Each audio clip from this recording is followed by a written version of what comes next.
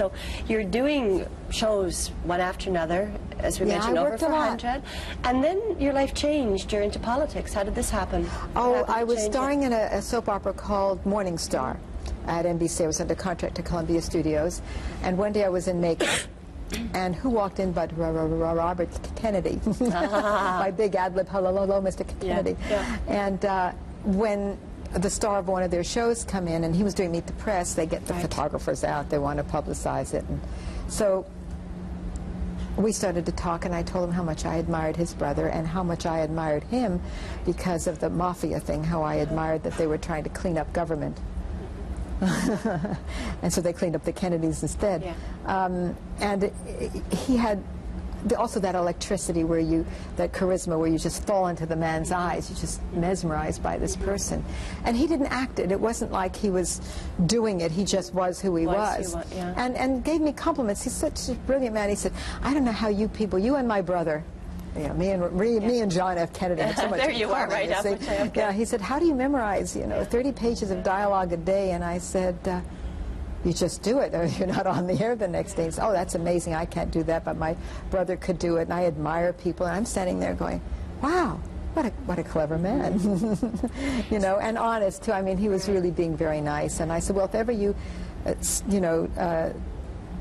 decide you're going to run for president, I'll be there for you. And you were? You did your first fundraiser. You raised how much money? $250,000. And my all first by event. Yourself? Yeah. And then you were accepted into the Golden Circle? Yeah. And you were a delegate to the convention, 1968, the Chicago infamous one. And that was where, you tell us, he was shot, right? No, he was shot at the... Well, he invited me to come to the Ambassador Hotel and for the victory celebration, and so I did. I went there, and I was all excited, and I was in back of the podium where he was saying, what he needed to say.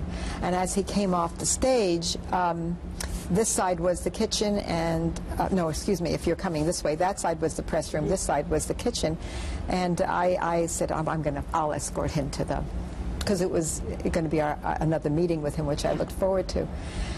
And so all of a sudden, this man in a tuxedo, very tall, blonde man, just he was like whisked away. It wasn't even a normal walk. It was like he was whisked away, and I went running after him with another lady named Lucy Salinger, saying, no, wait, it's the other way, you're going the wrong way. And as I started to say that, I heard popping noises, thinking they were flashbulbs. Yeah, I really did, but you're excited, there's people all around, and there were gunshots.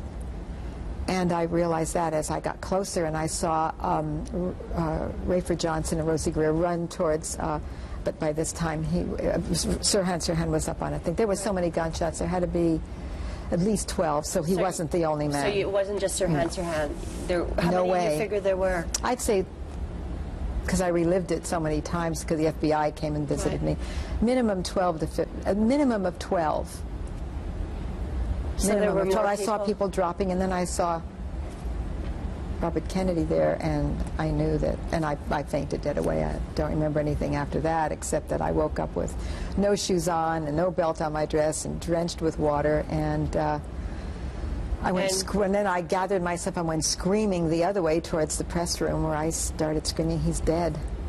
And then you had reporters bugging you, and yeah, they were very insensitive, but they wanted the news. You could see both sides of it, and. Did you ever find out, did they ever find out who killed Robert Kennedy? Just Sirhan Sirhan, they never uncovered. I did get a phone call recently from a gentleman named Melanson, who is trying to, very brilliant man in back east, who's trying to get a new trial, and uncover all these people that were there that said, hey, no, there was more than Sirhan Sirhan, because the shots were coming from everywhere, and they did such a cover-up with shots in the ceiling and shot. I mean, I know I ducked. I know I hit the ground instinctively after he was shot. Was anyone else injured at the time? Yeah, there were several people injured. I saw one young man sliding down a wall, and I knew that. I knew that was another assassination as it was happening. It's amazing. So did you feel as though at that point your whole world had crashed? Yeah, I did. I think I cried for a year. I really did. I didn't sleep. I dreamt about it every night. And we went to Chicago under Jess Unruh's guidance, he was the leader of the delegation without a candidate.